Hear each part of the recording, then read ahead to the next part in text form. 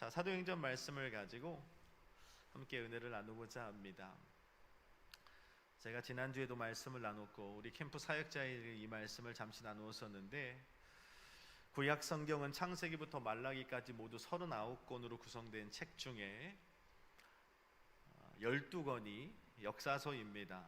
여호수아부터 에스더서까지 12권이 역사서인데, 그 역사서 안에는 수많은 여러 가지 흥미로운 이야기들이 많이 기록되어 있습니다. 한 사람의 이야기부터 한 가정, 한 공동체, 한 지파, 한 지역, 또 한 나라의 왕, 나라와 민족에 대한 그런 다채로운 이야기들과 굉장히 흥미로운 이야기들이 많이 기록되어 있습니다. 그런데 이 12권의 역사서에 수많은 스토리, 이야기들이 기록되어 있다 할지라도, 또 많은 사람들이 등장하고 많은 사건들이 등장을 한다고 할지라도 12권의 역사서의 주자는 딱 하나로 함축이 됩니다.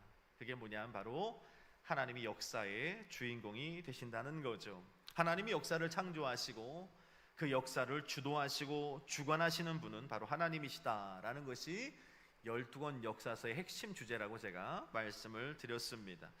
그렇게 12권의 역사서를 보면 하나님께서는 여러 가지 이야기들 중에 어떤 한 사람을 세우시기도 하지만 또 어떤 한 사람을 패하기도 하시죠. 한 사람을 높이시기도 하시지만 어떤 사람은 낮추시기도 합니다. 어떤 사람을 부하게도 하시지만 어떤 사람을 가난하게도 하시고요, 어떤 사람을 질병을 주기도 하시지만 어떤 사람을 치유하기도 하신다는 겁니다. 이 역사서에 나타나는 수많은 사건과 또 상황들을 통해 우리에게 주시는 메시지는 무엇이냐면, 모든 역사, 한 나라와 민족뿐만이 아니라 한 도시뿐만이 아니라 한 공동체, 교회뿐만이 아니라 한 사람 한 사람의 인생까지도 높이시고 낮추시고 세우시고 폐하시고, 이 모든 이야기들을 우리가 역사서를 통해서 볼 때 모든 역사의 주인은 하나님이시다, 역사를 통치하고 다스리신 분 하나님이라는 걸 명확하게 해주고 있는 성경이 바로 12권의 역사서라는 것입니다. 이런 측면에서 볼 때 오늘 우리 순복음 성령의 교회가 나아가는 이 모든 역사의 과정 또한 하나님이 주도하고 계심을 우리는 알아야 됩니다. 교회뿐만이 아니라 우리의 사역도 그렇고요, 여러분들의 가정과 일터와 사업장과 우리 자녀들, 여러분 개개인의 인생까지도 그냥 살아가는 인생, 어쩌면 사라지는 인생일 거라고 생각하는 분들도 있겠지만 그렇지 않아요. 모두 다 하나님의 통치와 다스리심 안에, 그 역사, 하나님 만들어내시는 그 흐름과 결 안에 우리가 존재한다는 사실을 결코 잊지 말아야 한다는 것입니다. 그래서 우리가 주일에도 예배 끝나고는 잠깐 나누었지만 우리 힘으로 할 수 없는 것들을 얘기했어요. 그러나 하나님께서 사람으로 할 수 없는 일들을 하나님은 다 하실 수 있느니라 성경이 분명히 말씀해 주셨거든요.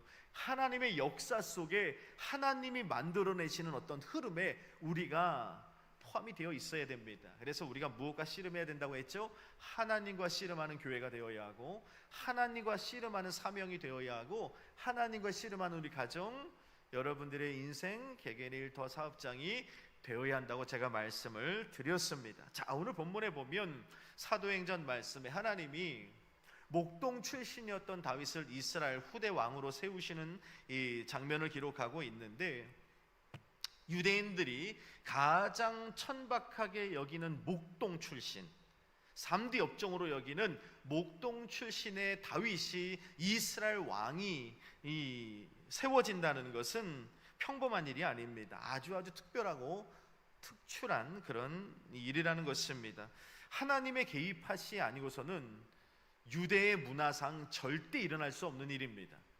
근데 지난 시간에 나눴잖아요. 사울이 왕이 된다고 했을 때 불량배들이 뭐라고 합니까?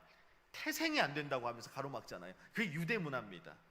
그런데 유대인의 그런 여러 가지 직업 중에 가장 별 볼 일 없고 가장 그런 3D 업종 중에 하나인 그 목동 출신의 다윗이 이스라엘 후대 왕으로 세워진다는 것은 있을 수 없는 일입니다. 그러니까 하나님의 개입하심, 하나님이 만들어지는 그 역사 속에 이루어진 대대적인 사건이 뭐냐면 목동 출신의 다윗이 이스라엘 왕이 되었다.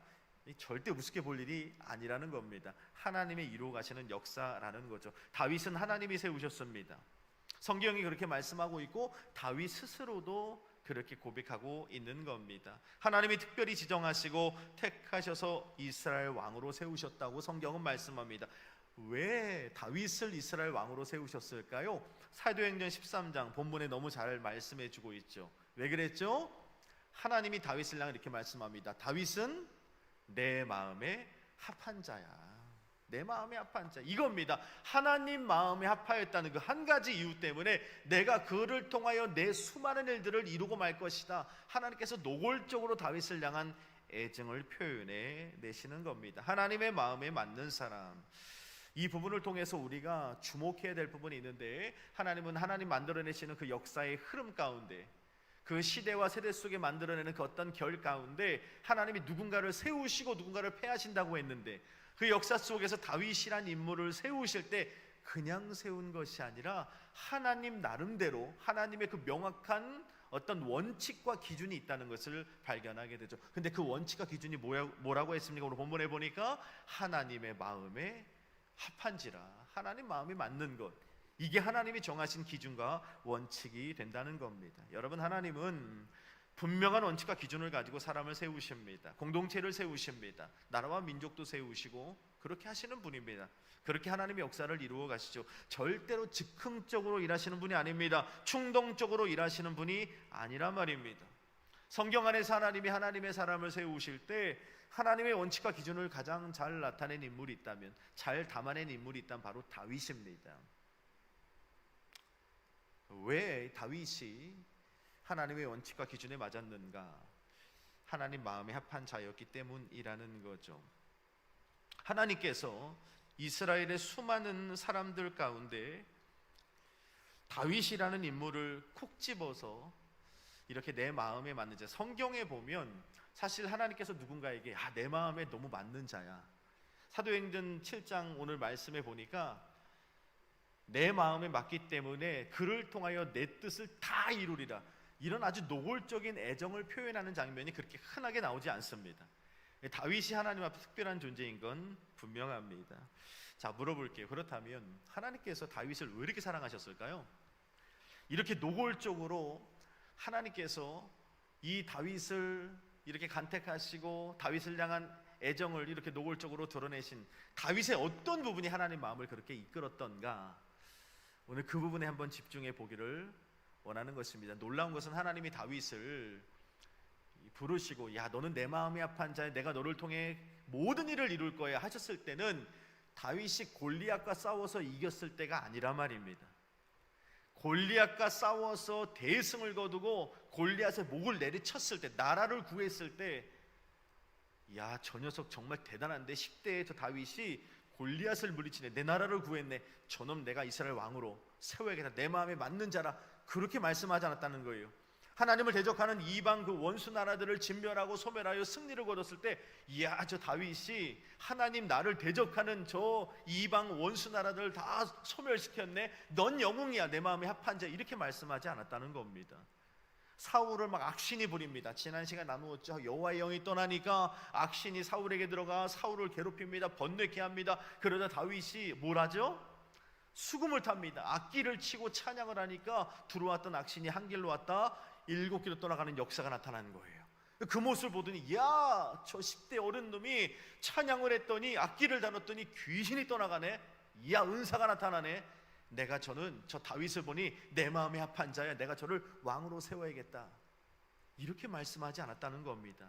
사람들은 그래요. 사람들은 뭔가 눈에 보여지면, 골리앗을 무너뜨리면 일꾼이야.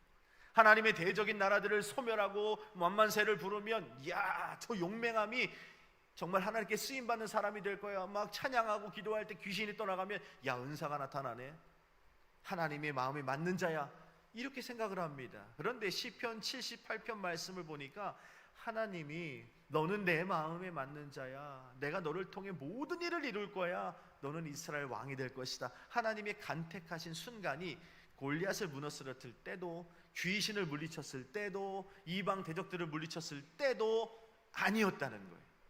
정말 상상 초월하는 하나님만의 그 원칙과 기준의 때가 있었음을 발견하게 되는 겁니다. 자, 그렇다면 하나님이 다윗을 주목하신 때가 언제인가?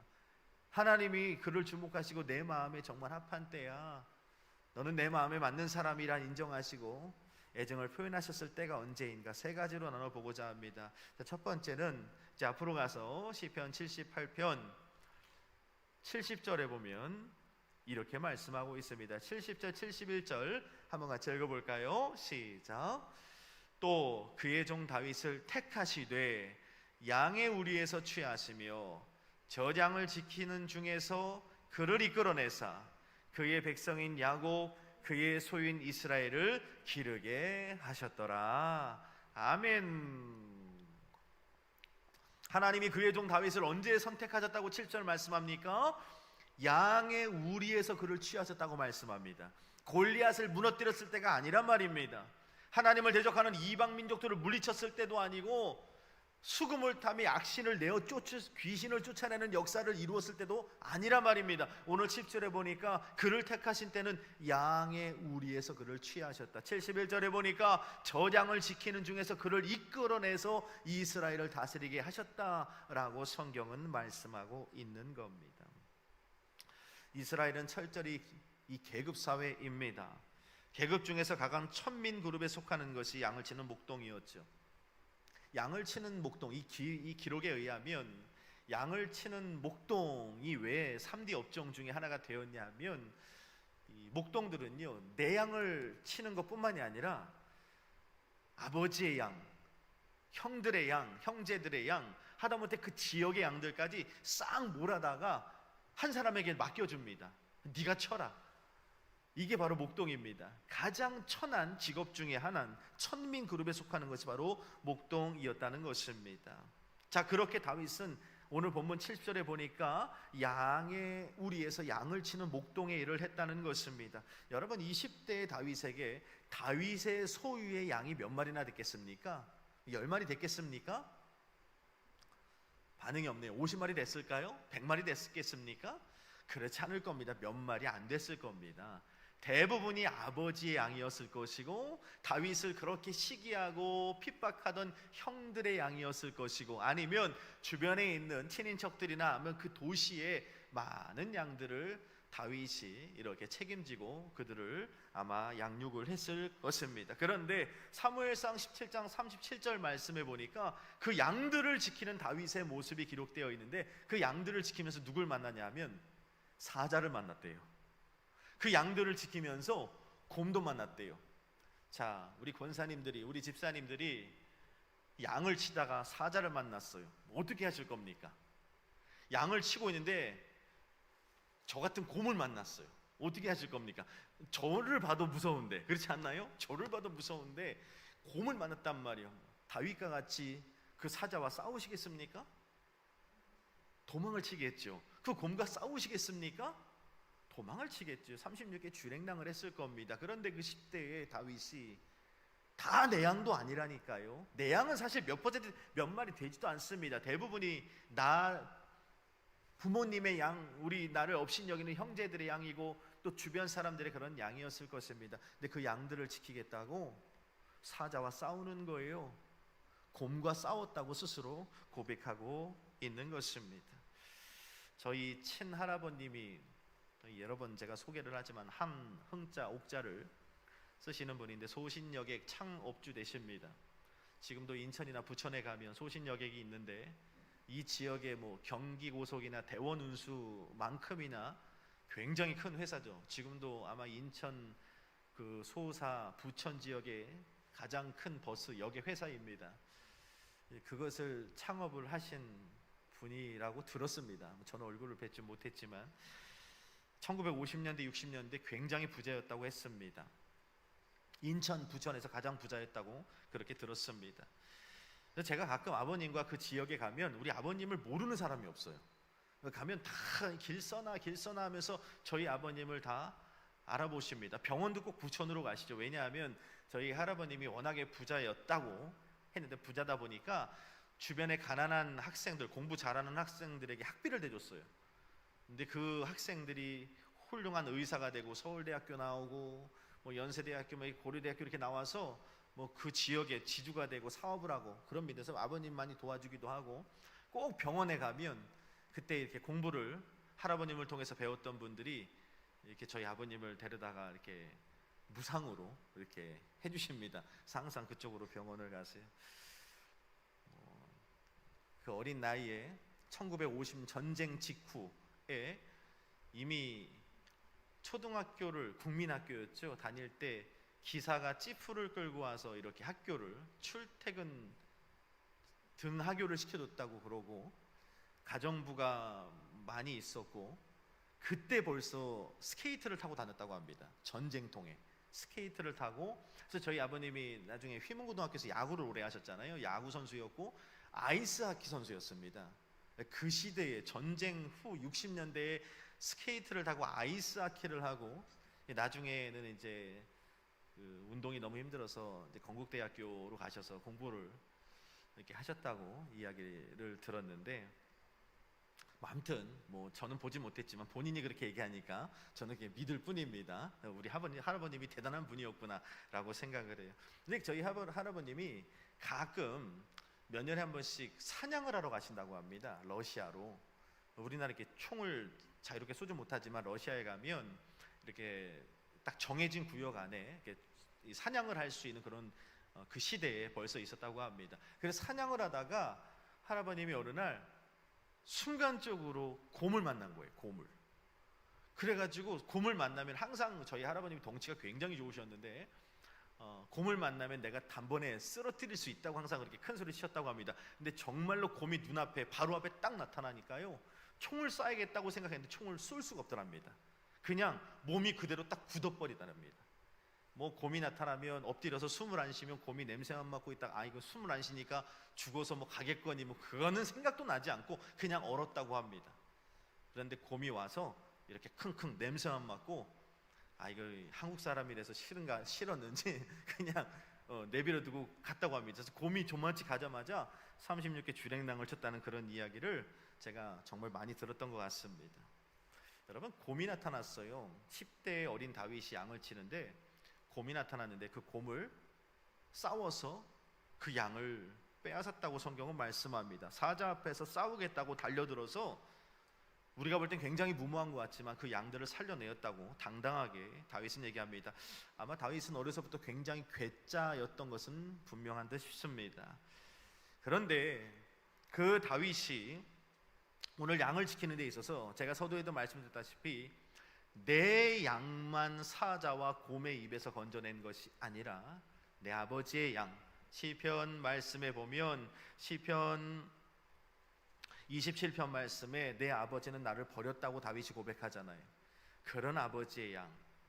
사무엘상 17장에 보면 나를 업신여기고 나를 조롱하는 그 형제들의 양, 내 주변의 사람들의 그 양조차도 내 양과 마찬가지로 곰과 사자의 입에서 건져내기를 생명거로 그렇게 성실히 살아내는 인생이 바로 다윗이었다는 것입니다. 내 양은 물론이려니와 남의 양을 지키는 데도 목숨 걸었다는 것입니다. 사꾼이 아니라 진짜 목자였다는 거죠. 10대의 다윗이 말합니다. 부모도 몰라줍니다.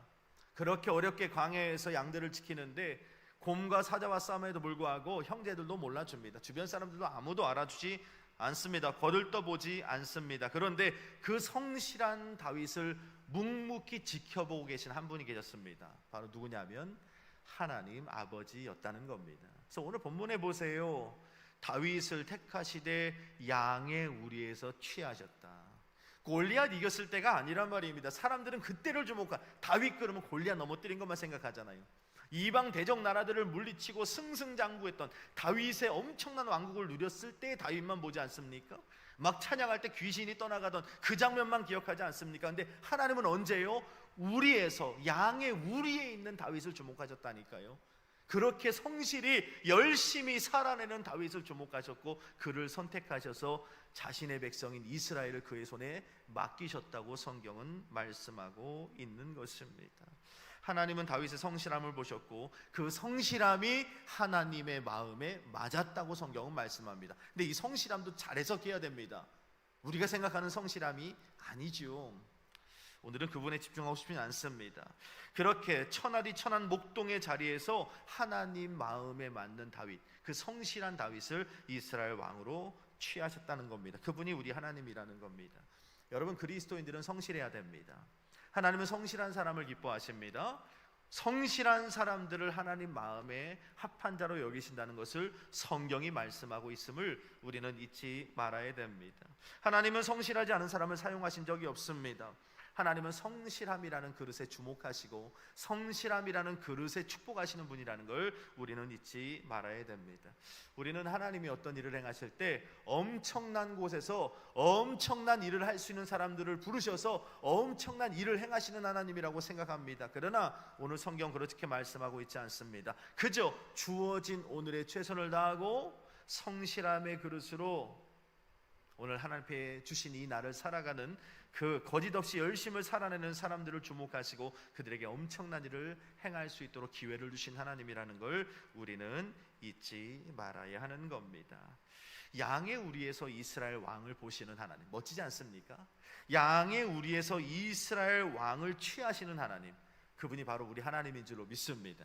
그러니까 오늘 우리가 너무 연약하고 미비하고 정말 우리의 부족함이 보인다 할지라도 이 부분을 묵상해야 돼요. 양의 우리에서, 그 천하디천한 양의 우리에서 이스라엘 왕을 보시는 하나님이구나. 천하디천한 그 양의 우리에서 이스라엘 왕을 취하시는 하나님이구나. 그렇다면 우리 교회가 쓰임받지 못할 이유가 없고요, 여기 있는 저와 여러분들도 기대하지 못할 이유가 없는 거예요. 할렐루야. 성실하기만 하다면. 성실한 저와 여러분에게 주의 이름으로 축복합니다. 성실함이 하나님 마음에 합한 자, 첫 번째 방법입니다. 두 번째, 그 다음 구절에 보면 이렇게 말씀하고 있습니다. 72절을 한번 읽어볼까요? 시편 78편 72절 시작. 이에 그가 그들을 그의 손의 능숙함으로 그들을 지도하였도다. 아멘. 그의 손의 능숙함으로 이스라엘을 지도했다고 말씀합니다. 손의 능숙함, 이 부분이 중요합니다. 손의 능숙함, 무슨 말입니까? 은사라는 겁니다. 은사. 제가 아까 전에 주석을 찾아봤어요. 손의 능숙함이 뭘까? 그러니까 손재주라고 되어 있더라고요.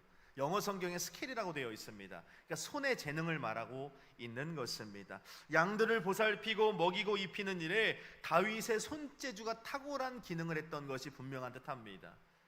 다윗은 양만 잘 양육하는 것이 아니라 다윗의 손재주는 악기도 잘 다루는 자였다. 그래서 다윗이 스스로를 고백할 때 죽기 전에 뭐라고 말합니까? 이스라엘의 노래 잘하는 자라고 말하잖아요. 스스로를 소개할 때. 그러니까 노래, 찬양을 참 좋아했던, 악기를 잘 다루는 그런 능력이 있는 손재주가 탁월한 다윗이었던 것 같습니다. 그렇게 찬양을 할 때 악한 영들이 묶이고 떠나가는 역사들이 다윗을 통해 나타나는 것을 보게 되는 거죠.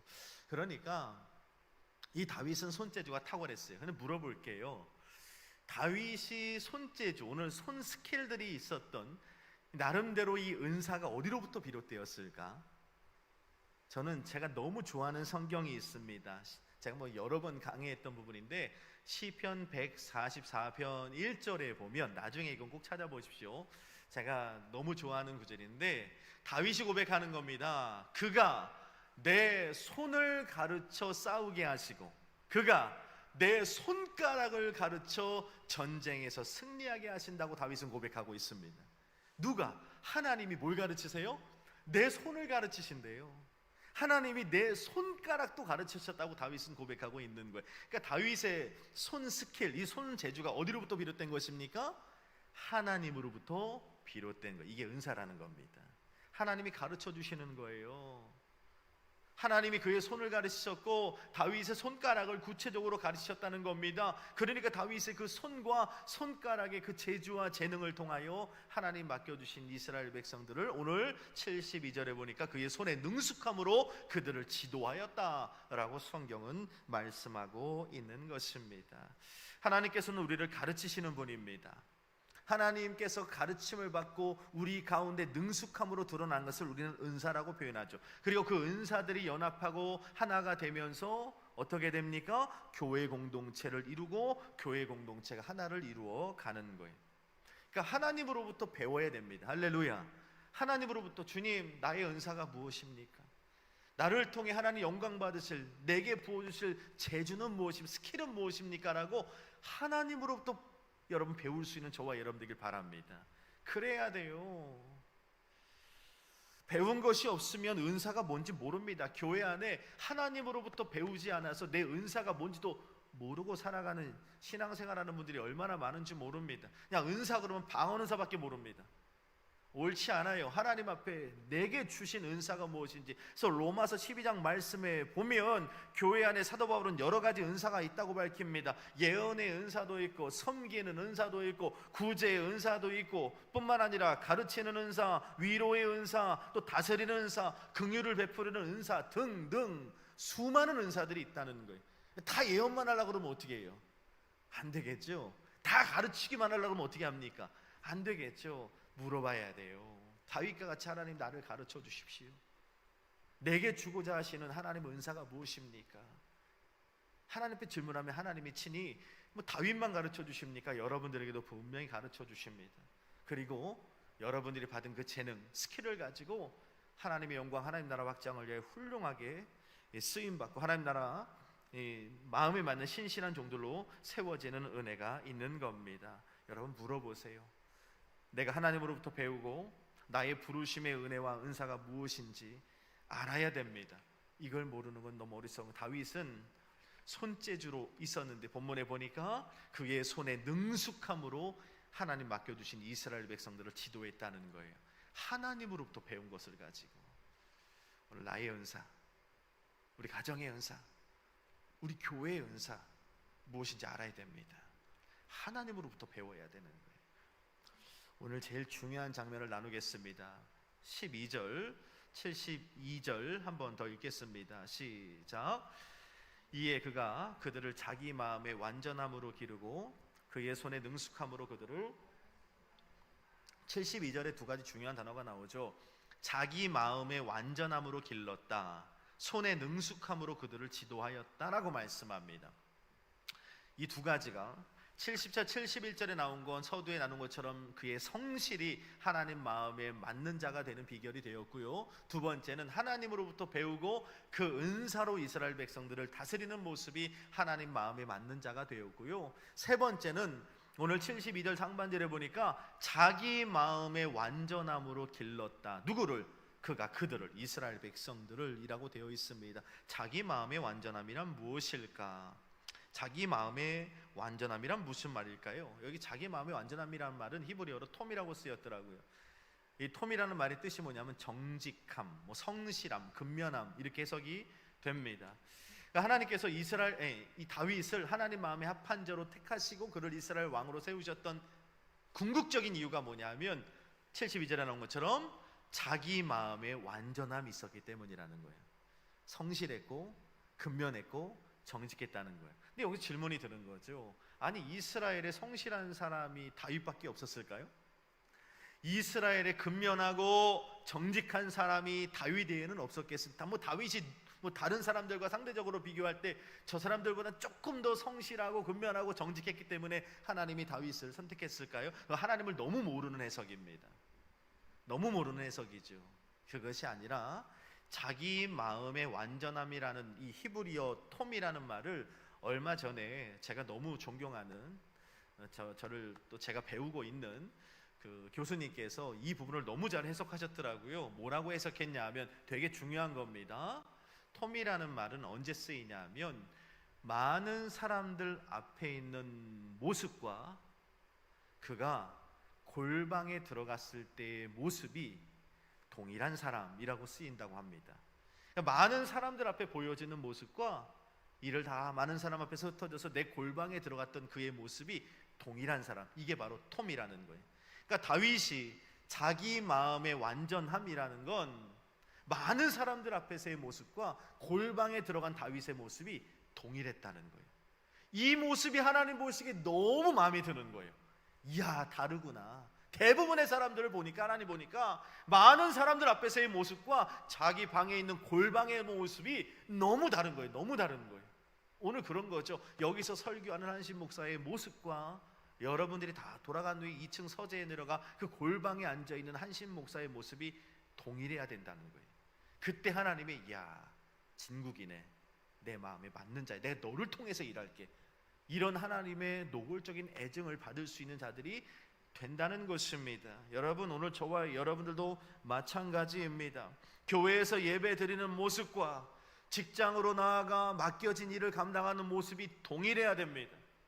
내 아이를 돌보는 모습과 직장 내에 돌아가 나보다 못한 나의 하사, 나보다 못한 그런 직원들, 나보다 밑에 사람들을 대우하는 모습이 동일해야 된다는 거예요. 내 물건을 사용하는 나의 모습과 교회 물건을 사용하는 내 모습이 동일해야 된다는 겁니다. 내 카드를 사용하는 모습과 회사 카드를 사용하는 모습이 동일하다는 거예요. 이게 다윗의 모습이었다는 것입니다. 여러분, 하나님은 다윗에게서 이 모습을 보셨다는 것입니다. 양을 칠 때의 모습과 이스라엘 왕이 되었을 때의 모습이 다르지 않아요. 야, 진짜 다윗은 다르구나. 정말 어마어마한 다윗의 정말 그 다윗 왕국을 세웠을 때의 다윗의 모습과 아들의 반역 압살롬의 반역으로 말미암아 광야를 전전하는 도망하는 그 다윗의 모습이 다르지 않은 거예요. 자기 양을 칠 때의 다윗의 모습과 내 양이 아닌 저 누구의 양을 칠 때의 다윗의 모습이 다르지 않은 거예요. 하나님은 이 모습이 너무 마음에 드셨던 거예요. 야, 너 내 마음에 맞는구나. 내가 너를 통해 큰 일을 이루겠다. 주님은 그렇게 말씀하신 겁니다. 하나님이 이 다윗을 선택했을 때는 잊지 마세요. 골리앗을 이겼을 때가 아니라 말입니다. 우리는 너무도 골리앗에 집중합니다. 너무도 이방 나라를 물리친 다윗에 집중하고요, 너무도 찬양할 때 귀신을 쫓아내었던 다윗에게만 집중합니다. 근데 하나님의 시선은 절대 그때가 아니었어요. 하나님의 시선은 양의 우리에 있는 다윗을 주목하셨고, 오늘 자신의 마음의 완전함과 하나님이 허용하신 손의 능숙함을 가지고 이스라엘을 다스리는 그 모습을 너무도 마음에 들어 하셨다는 것입니다. 오늘 우리 안에 이 마음이 품었으면 좋겠습니다. 다윗과 같은 사람이 되기를 결단하는 이 밤이 되었으면 좋겠습니다. 하나님 앞에 완전한 자로, 하나님 마음에 맞는 자로, 하나님 마음에 맞는 가정으로, 하나님 마음에 맞는 그런 교회로, 우리의 사역으로 거듭나는 이 밤이 되었으면 좋겠습니다. 하나님이 오늘 이 밤에 찾으시는 사람은 흔한 사람이 아닙니다. 단순히 성실하고 단순히 정직하고 근면한 사람, 이런 사람 찾는 거 아닙니다. 하나님 정말 찾는 사람은 누구라고요? 많은 사람들 앞에서의 내 모습과 아무도 없는 자리에서 내 속에서 이글이글거리는 나의 자아가 동일한 사람들, 결코 다르지 않은 사람들, 내 의도와 내 계획과 내 계산이 많은 사람들 앞에서와 골방에서의 내 모습과 결코 다르지 않은 그 사람들, 이 사람들을 하나님 마음에 맞아 하시고 그들을 높이 들어 사용하신다는 것을 우리는 잊지 않기를 간절히 소망합니다. 이렇게 우리 교회가, 우리 가정, 또 우리 믿음의 건속들이 다 하나님 마음에 맞는 자가 되어 이 마지막 때 하나님의 영광을 위하여 훌륭하게 쓰임받는 오늘 저와 여러분 되기를 간절히 마음 담아 축복합니다. 기도하겠습니다.